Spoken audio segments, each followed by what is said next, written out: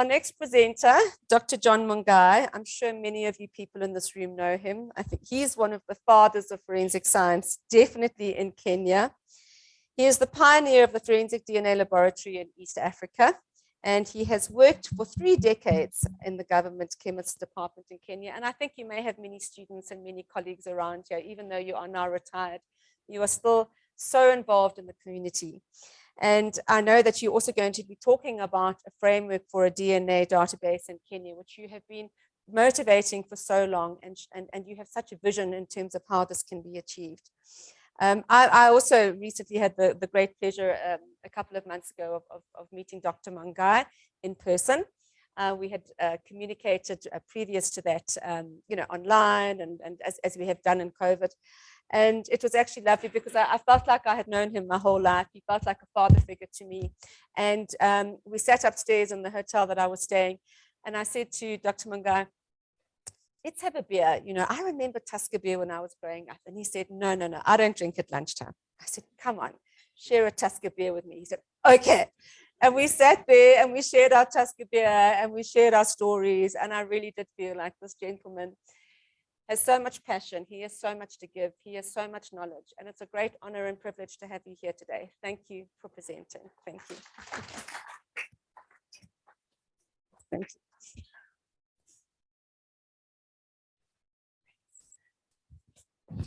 you. Good afternoon, all. Thank you very much, Vanessa, for the good introduction that you have done to me. I would like to thank the organizers of these nice workshop that brings us together. I would like to thank Steve Fonseca for introducing me to Vanessa. I know that's where the introduction started. Thank you so much again for bringing Bruce Bodoli around. I knew Bruce Bodoli even before I met him by reading his articles in the American Academy of Forensic Sciences. I was a member of the American Academy of Forensic Sciences. I have not renewed my membership, but I will do that very soon. So I'm also a student of Professor Mutugi. It's very good also to have her around here. So ladies and gentlemen, my talk this afternoon, I'm sure it's an afternoon, we have had our lunch, is about paradigm for a forensic DNA database policy program in Kenya. I have done a lot of forensic biology at the government chemist department. By the time I retired, I was the head of the forensic science division of the government chemist department. And I handed my baton to Dr. Joseph Kimani here. I'm sure he is doing a good job. I'm very sure of that. I'm aware of this. So ladies and gentlemen, before we get into the DNA system, I would like maybe we look at some principles of crime investigations. And I think when we talk about forensic DNA, we also talk about the criminal justice system. That what are the principles of crime investigations? Everyone is a suspect until eliminated. A crime committed in this room, we are all suspects until we are eliminated. What is the process of elimination? Evidence-based DNA that will eliminate all of us. You have only one chance at a crime scene. Had situations whereby a body is found at a crime scene, it is removed, then later it's taken back to the scene again. Those are 2 different crime scenes. So you have only one chance to come into contact with the evidential materials found at the crime scene, and you make sure that you utilize it properly. Take nothing for granted. The small things, the trace evidence that is found at the scene is the one that will resolve the case that you're investigating. And it should be independent and impartial. Always seek corroboration. No single evidence that should be allowed to stand on its own. The more evidence that you have linking this particular person to the crime scene, the better for you as an investigator. Let's look at the background or what is happening at the moment, and especially in Kenya. When it comes to crime investigations, crime scenes, we are comparing crime scene DNA with the suspect's DNA. That's true, that's what is happening. We are comparing DNA from crime scenes versus DNA from other crime scenes. But what if there are no suspects and the crime has been committed? You have DNA containing materials that have been left by the suspect, but you don't have a suspect. Suspects are excluded as the source of the crime scene materials. What happens after that? Do you still take these suspects to court? No. And then there is an issue that has been a big thorn in this country of issues of disposing unclaimed bodies from mortuaries. Relatives come far much later to claim that their relatives have been buried in mass graves. Was there an orderly way of placing these bodies in the mass grave? I can see Mr. Sang saying no. It is true. They are carried in lorries and they are buried in mass graves. Are their DNA samples taken? Nothing. Let's look at real cases.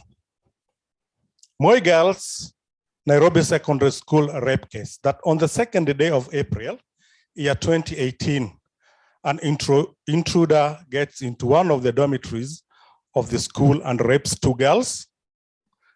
The girls raise an alarm and the authority alert the police, but the intruder disappears. Forensic evidence collected from this case, high vaginal swabs from the 2 girls who were attacked, stains from the bathroom and the bed sheets from the 2 girls, and then the laboratory results analyzed. The high vaginal swab and the stains contained semen and intact spermatozoa. DNA profile generated from the spermatozoa was from a single source. It was one person who intruded into this dormitory. Buccal swabs were obtained from 150 male persons, including some of the male staff members who were working in the school compound. But all the DNA profiles generated from these 150 male persons, none of these DNA profiles matched the crime scene materials. In other words, we are saying the intruder is still outside there, right? Yes, which means the file is still open. When the police were investigating, the girls were narrating the story of the type of a person who came in. One of the girls said he was a mono-eyed person. They went into the Kibera slums and arrested several of those men who had mono-eyed, generated DNA profiles, but still they were excluded as from the crime scene materials, which means the perpetrator is still outside there. Let's look at another case here, the serial criminals that on the second day of year 2006 at Maasai Lodge in Ongata Rongai, 2 American tourists, ladies, are attacked and robbed. One of them is sexually assaulted and uses a shoulder shawl to wipe herself. The ladies seek medical attention and report the case to Ongata Rongai police station. Forensic evidence collected from them, high vaginal swabs. The shoulder show that this lady used to wipe herself with, and blood samples from these survivors were taken. Number 2, blood samples were taken from 3 of the 4 suspects arrested by the police. One suspect called James Omondi, alias Castro, the 4th suspect refuses his blood samples to be taken and also refuses to participate in the identification parade.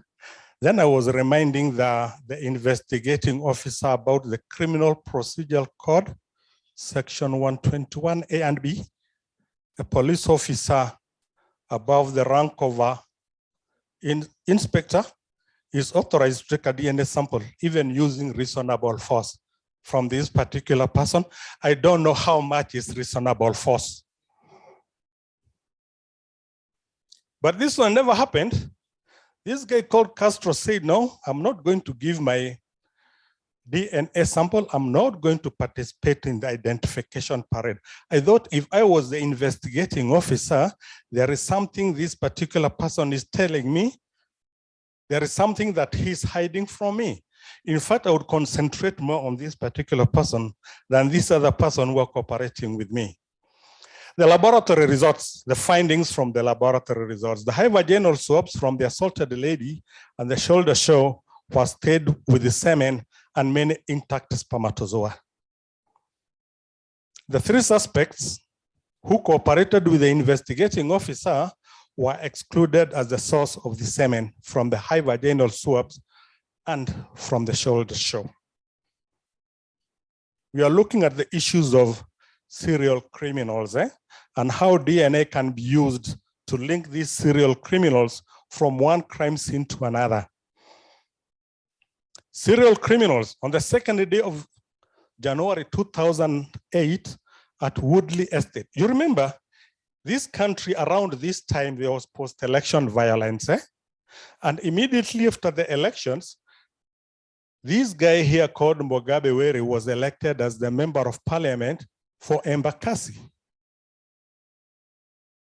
And then he was shot dead outside the compound of his house at Adams Arcade.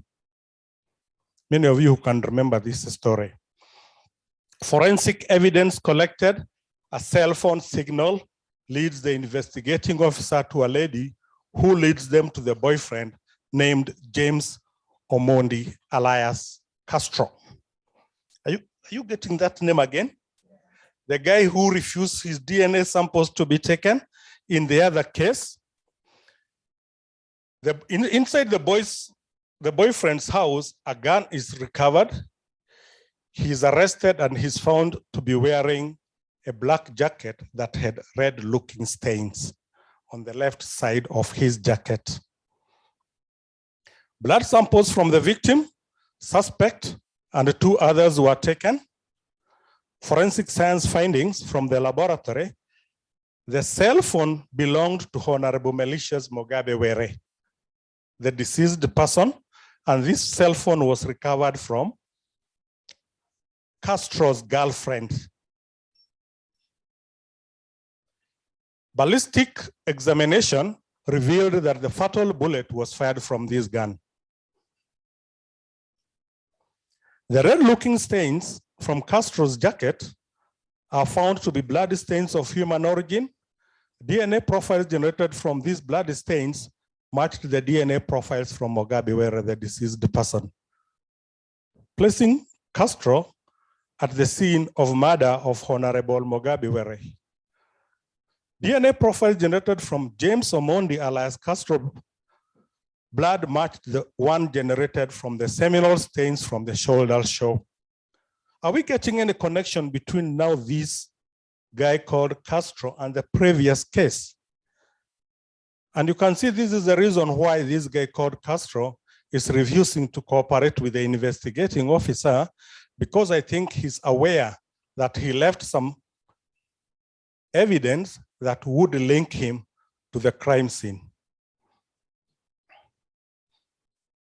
Sharon Otieno's murder case. This is a case that is still active in court today. I think most Kenyans are aware about this case. Yes? Yes?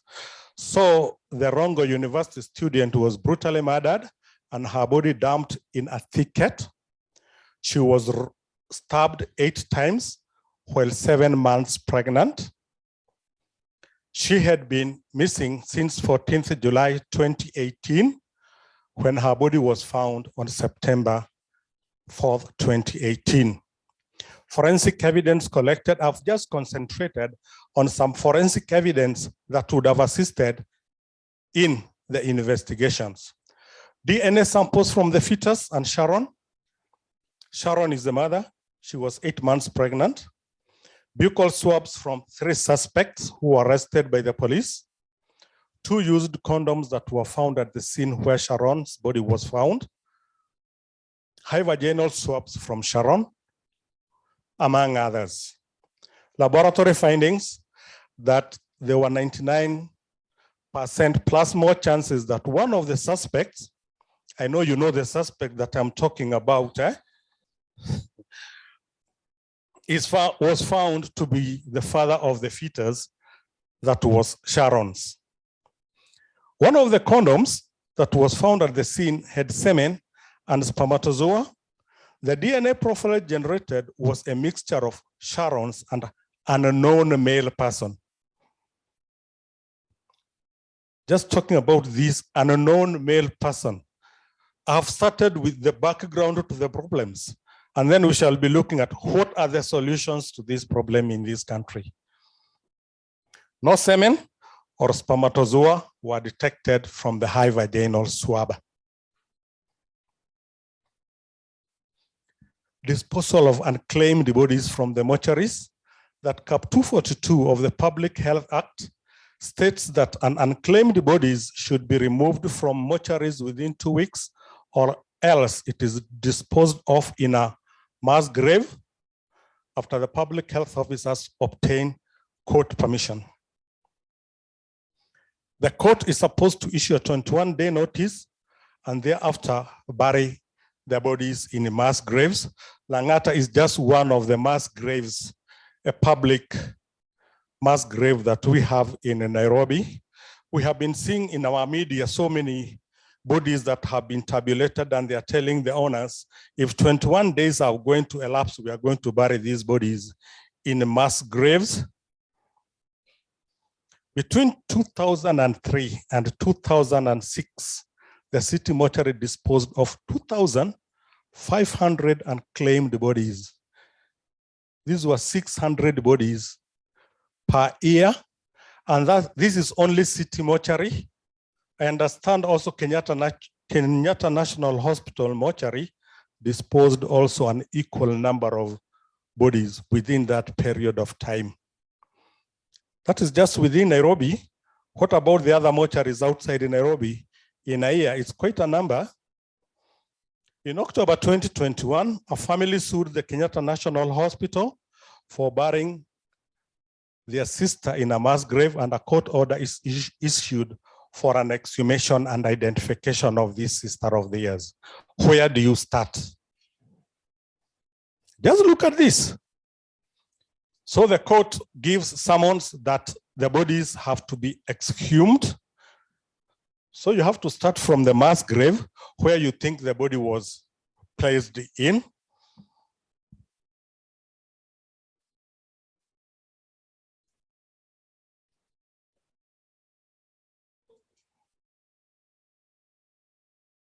Is this a problem or a solution? But trying to solve the problem. Big one, eh? And you can see even the major problem, a bigger problem are the people who are carrying out the exercise. PPEs, they don't have.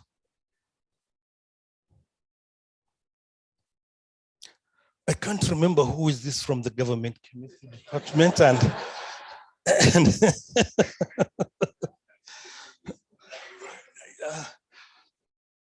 she's one of us in this room. Yeah. What is the solution to these problems? We have looked at the problems. That forensic DNA analysis has become almost synonymous with the word identification. That when we talk about DNA, that we are talking about identification. Is that right? DNA versus other systems of identification, that a person prefers to go the DNA way. Yeah? Physical evidence at a crime scene remains only potential until it is properly identified, collected, analyzed, and stored. And this is where I'm coming about the issues of storing these forensic DNA into the database. Properties of DNA that has become so important in human identification. Unique. No two unrelated persons will have the same DNA profile. Unrelated. It is amplifiable, that it is the wish of the person who is committing crimes not to leave any trace evidence at the crime scene. You leave a few cells, 10, 20 cells. PCR method will be able to amplify all these DNA. Present in all cells of the body, apart from the red blood cells that don't have the nucleus, it is relatively stable, and if so, it can stay longer at the crime scene. It is similar in all cells of the same body. Criminal DNA database is a database that stores DNA short tandem repeat profiles. They have merged as powerful tools in the investigation of modern crimes.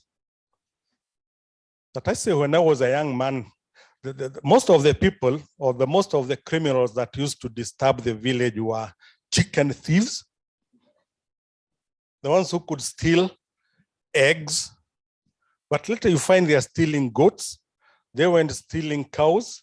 But what is there today? A person is just seated in his office and transferring money from somebody's account from a click of a button. So we need to make sure that our investigators also have modern tools to investigate these types of modern crimes. In Kenya, a criminal DNA database is lacking. Modern day crime detection, modern investigation tools are lacking in this country. Information in the DNA database, the forensic index, contain DNA profiles from the crime scene samples. The offender index contains DNA profiles from individuals convicted of offenses. Unidentified human remains contains DNA from unidentified human remains. I gave that example of 600 bodies buried in mass graves annually from city mortuary alone. Is there a possibility of taking these DNA samples from these 600 remains so that when the relatives come searching for their own, you can be able to tell them the bodies were disposed of in Langata Cemetery and make sure that the graves are well marked so that they can be exhumed and given a decent send-off? It is doable, isn't it? Yeah. What is the value of these criminal DNA databases? Information sharing has always been crucial to successful law enforcement officers. Professor Mutugi has also given us a good examples about the porous boundaries that we have with our neighbors.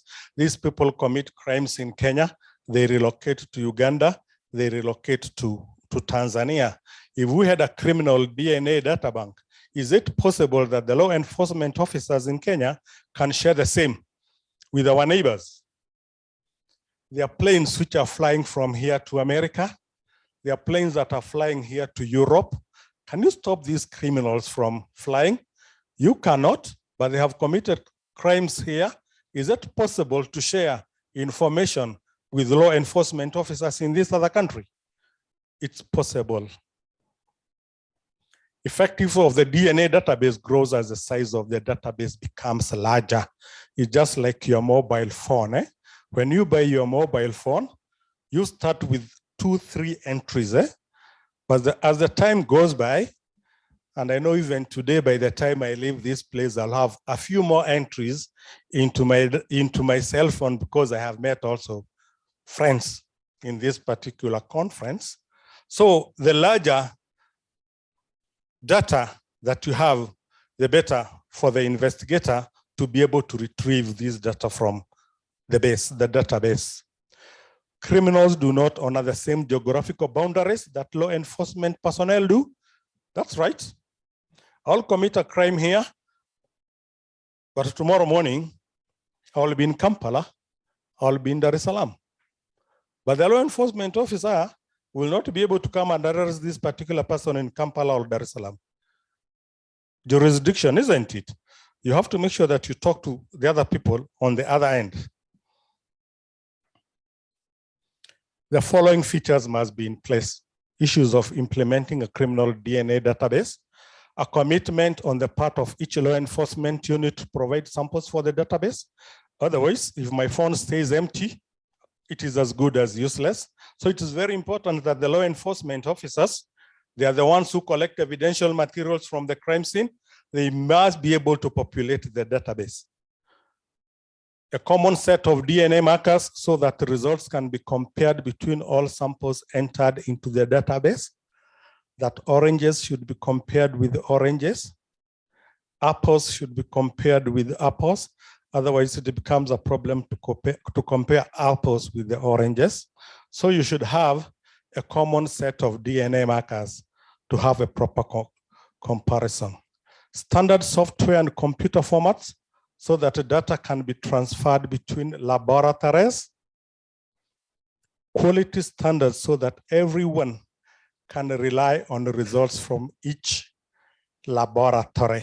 It's very important to have a quality standard being done, isn't it? So that I don't say that there was contamination when these samples were being, DNA analysis was being generated. Reports, collection of known specimens, analyzing specimens and placing their DNA profiles in the database. Subsequent comparison of unknown profiles obtained from the crime scene evidence with the known profiles in the computer database. Criminal DNA database registration, that what is the most important factor affecting the success of a DNA database? Is it the effective crime scene identification of evidence? Or is it the rapid turnaround time? To me, I don't think these ones would be, but the most important thing is what the law allows you to do with that. I'll generate DNA profiles very fast for the criminal justice system, but if the law does not allow me to utilize that, DNA is as good as useless. All about making DNA an investigative tool and tapping in the true power of DNA technology. Crime rate increases mostly due to economic hardships. If we had a criminal DNA data back yesterday, most offenders today would be apprehended. Castro, if there was a criminal DNA data bank, he would not have gone to murder the Mheshimiwa. Criminal tended to reoffend. 90% of sexual offenders, 50% of armed robbers. The severity increases with age. Ask investigating officer that some of the people who are committing crimes are as 16 years old. Small number of criminals can disturb a whole village at night. Link unknown assailants to crime scene. It is utilized to apprehend those people who have committed crimes. Last 1 month or 2 weeks, we have heard about issues of druggings. Mchele, Pishori, exonerate the innocent. Benefits from the DNA database. Different crimes can be linked and old cases solved when they are matches. Hit matches enable investigators to identify serial offenders, perpetrators, coordinate investigations, and even share leads across jurisdictions. It ensures early identification, arrest of serial offenders, and prevent criminal activities. DNA can provide important investigative leads to help resolve issues of human identification. Cold hits from other laboratories or even other countries may link with a suspect from a complete type of a crime years later. Crime prevention is the ultimate goal achieved through the deterrence effects of databases. Familial searches on the DNA database can result in the identification of the offender through links generated with the offender's close biological relatives. Police can spend more time on investigative work and focus on one or more individuals while still performing a complete investigation in less time. Mass screening provides intelligence-led DNA screens. The use of an international DNA database extends the scope of an inquiry and thereby facilitate criminal investigations. What are the barriers that we are realizing the potential of DNA evidence as good as it is? Frequent failure of law enforcement officers to identify and collect appropriate DNA evidence from crime scenes. Poor management of crime scenes. Go collecting everything else, some of them which are not even relevant to the crime itself. Poor storage of DNA containing materials. High vaginal swabs kept in a police station for about a month before they are submitted to the laboratory. They grow molds. Lack of communication between law enforcement officers and crime laboratory personnel. Limited resources. failure to evaluate DNA evidence for analysis, poor chain of custody of evidence that really capitalized on by the defense counsel. Who else came into contact with the evidential material before it got into you? The way forward is to embrace the potential of a criminal DNA databank for the criminal justice system in fighting modern crimes. We need to demystify DNA databank to being expensive or resource intensive. You have to weigh. There is this criminal who has been disturbing people all over and stealing a lot of money. We better use all the money at our disposal to get this person out of society. Need to develop a legislation regulation for the creation, maintenance, and reference to data in the database for the criminal justice system. Frequent trainings. Training is essential to ensure that highest quality of results is achieved from all stages of the investigations. Training day in and day out. We sharpen one another person's skills. Then in conclusion, Edmond Lockhart said every contact leaves a trace. And this is the trace evidence that we need to look for. Thank you very much, ladies and gentlemen.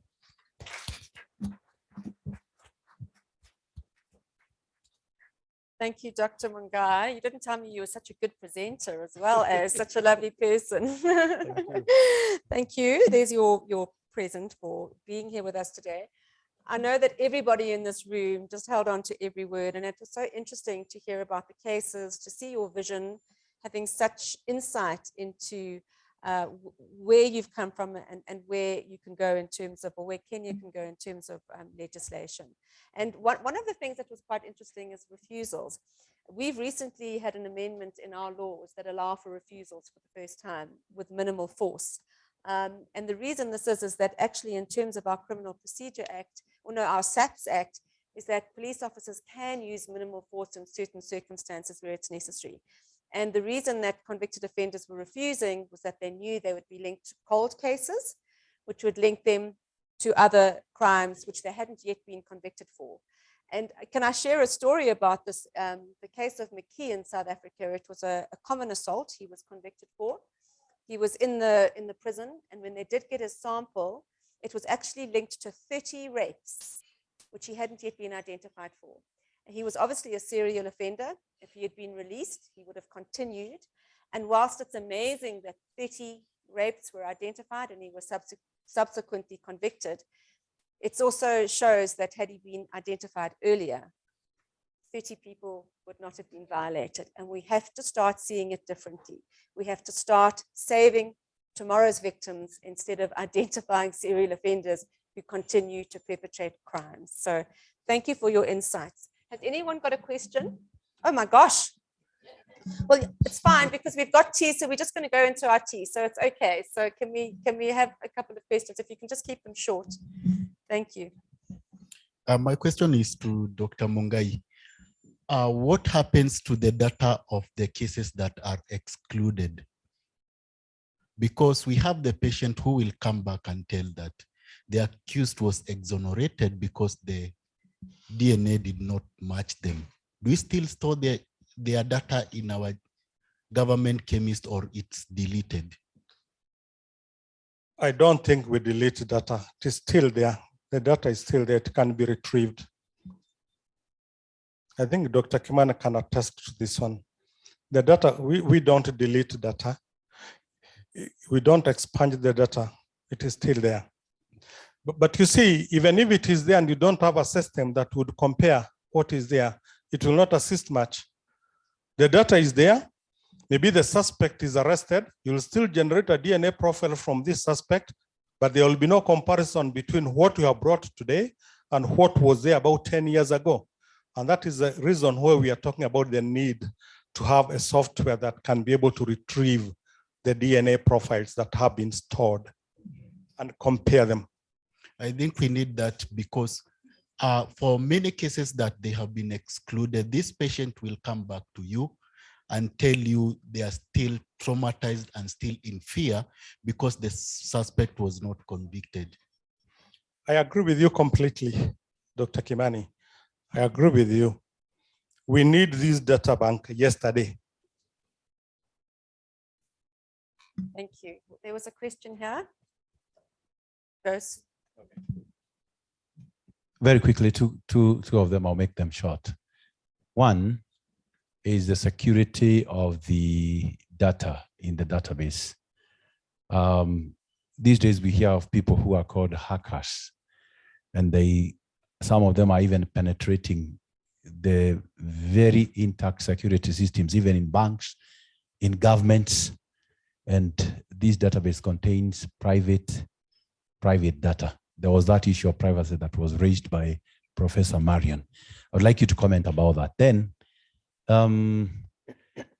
Kenya is a unique country in the sense that for admissibility and acceptance of the database, for there to have goodwill and support from including the government and the politicians.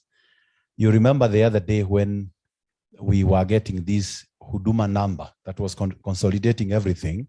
There was mention, although that was not feasible, there was mention that they will take fingerprints, they will take other data, and including DNA.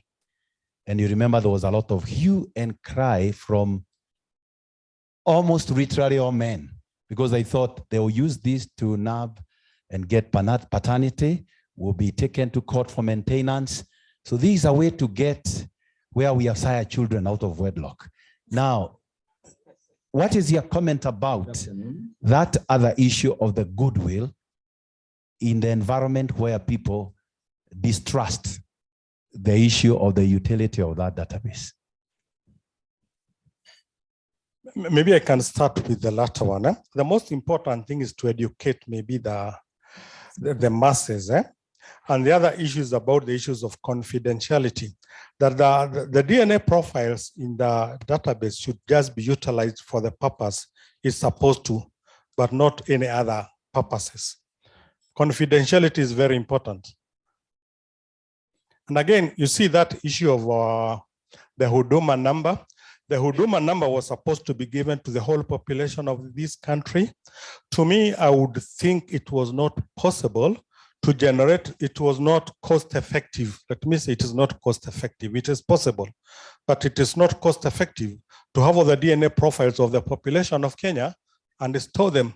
I don't think there is any country, and if it is there, is a country with a very small population, but having about 51 million people generating DNA profiles from them and storing them in a data bank, to me, it's not possible.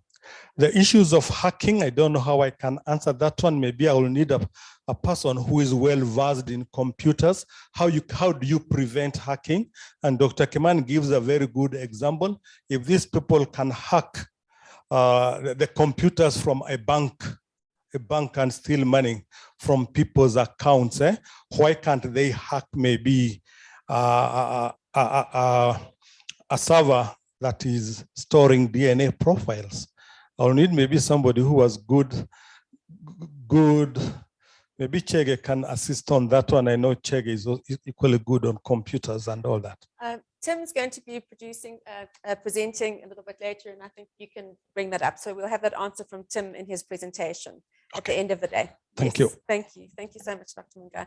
We have one more further question here.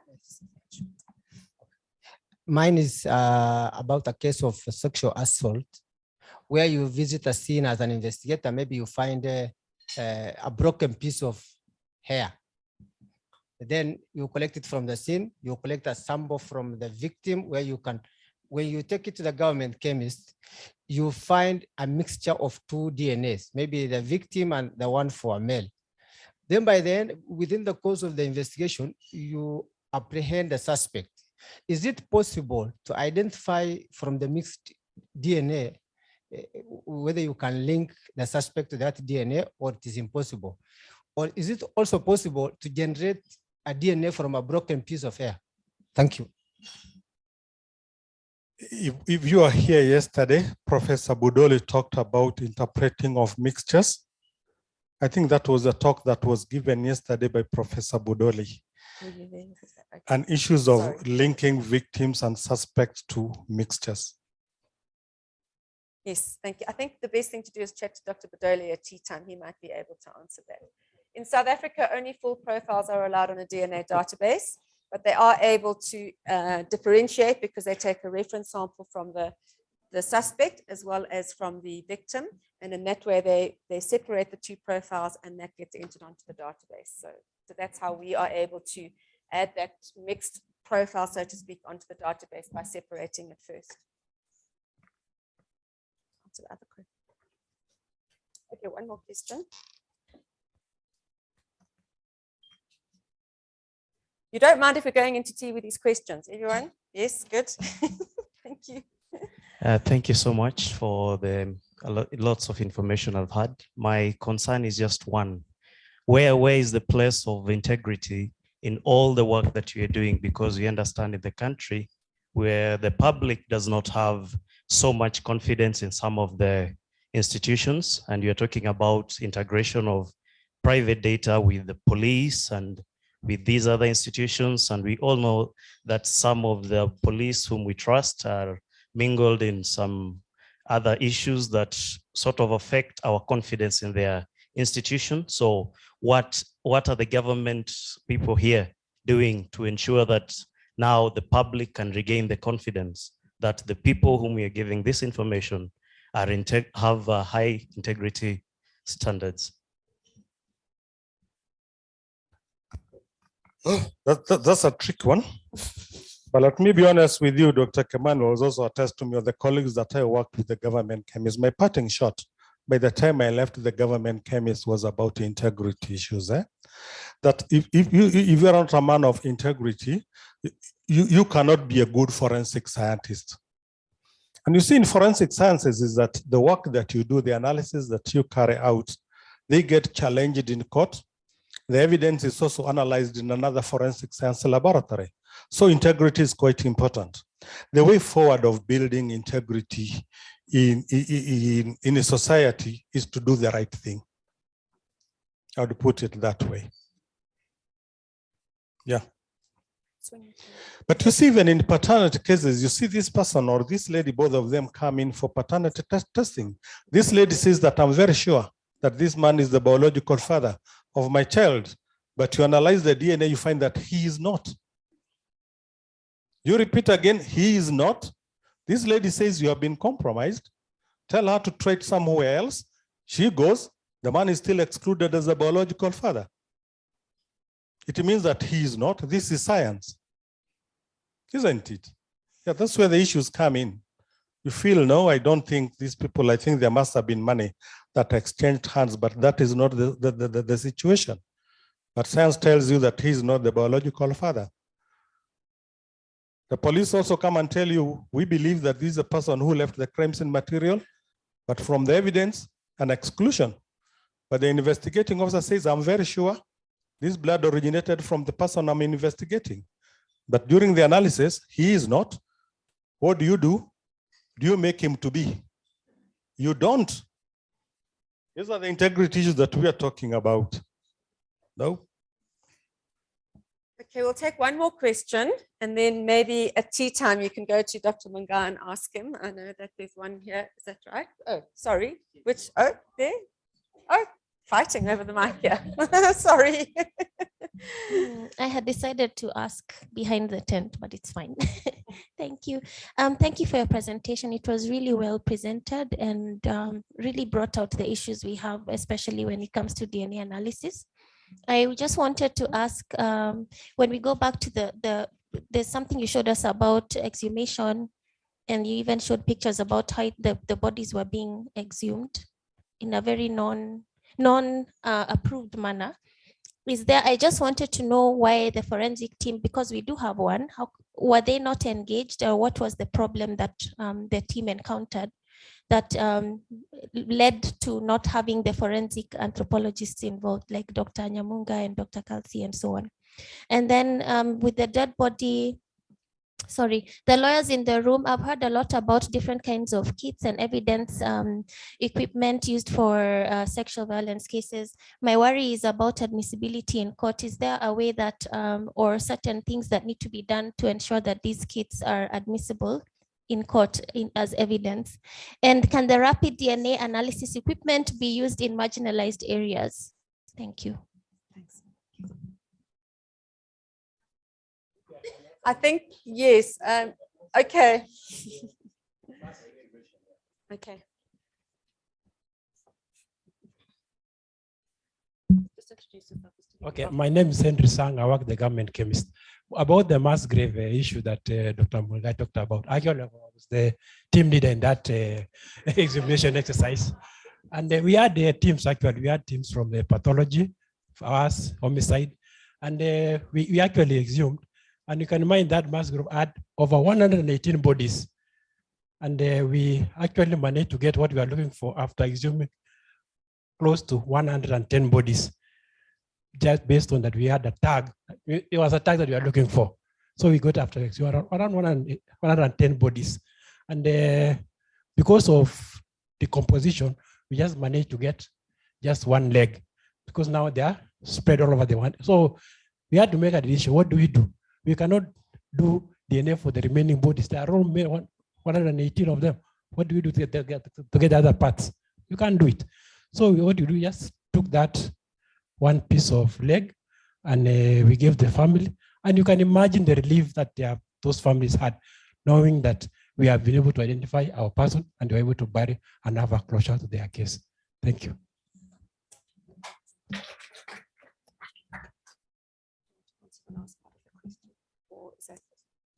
I can try answer the last one, but I never got it very well about admissibility of kits in court.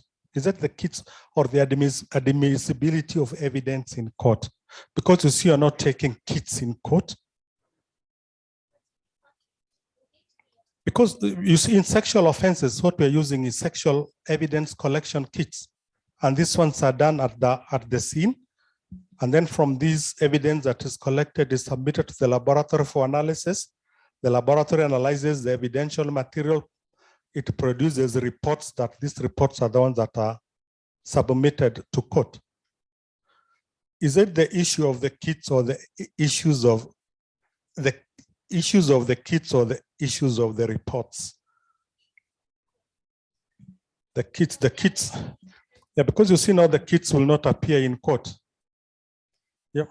Maybe take up the discussion at tea, and because there's it seems like there's one more comment here in the corner. I just am worried about time because we do have other presenters. Yeah, sorry to take your time from tea away.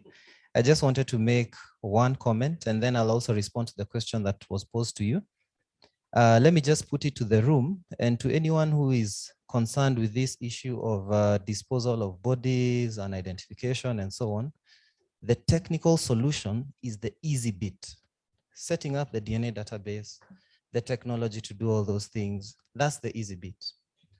I think Sophie and Dr. Kizi, Dr. Kimani will agree with me. The software and the machines you need in order to do that identification is the easy bit. The question then becomes, what is the legal framework that's going to anchor the existence of that solution in this country? That is what is missing. Case in point, on my own personal laptop, I have a DNA databasing software. The technology is not the problem. The problem is the framework surrounding the existence. Sorry, I'm not using that for any law enforcement purposes. It's just for training and demonstration, okay? And then I also wanted to mention that the question that was posed to you, Dr. Mungai, who happens to be my former lecturer, by the way, third year in campus, he was teaching me my undergraduate studies. So I just wanted to say that in the context of DNA databases, the concern about security and hacking that was, I think, posed by Dr. Kimani, that is sorted in a very simple fashion. You have two options. You can either connect the DNA database to the internet, and then you have to establish protocols to protect against hacking, or you can set it up as a local network, for example, within Government Chemist, such that the hardware is located in Government Chemist without any external connections to the internet, so that the only connection you have is local. The whole system is not connected to the internet. So in that sort of framework, there is no concern about hacking, unless someone comes and steals the password that Dr. Kimani has, for example. Okay. Thank you so much. And I can see the conversations are going to keep flowing. So let's have a comfort break, take some tea. Dr. Mungai, thank you so much. You can see you've generated a lot of interest here. I think if we can come back as soon as possible, have a comfort break, have a cup of tea, come back, and we have Amazing presentations for the last part. So please don't go anywhere and we'll see you just now. Thank you.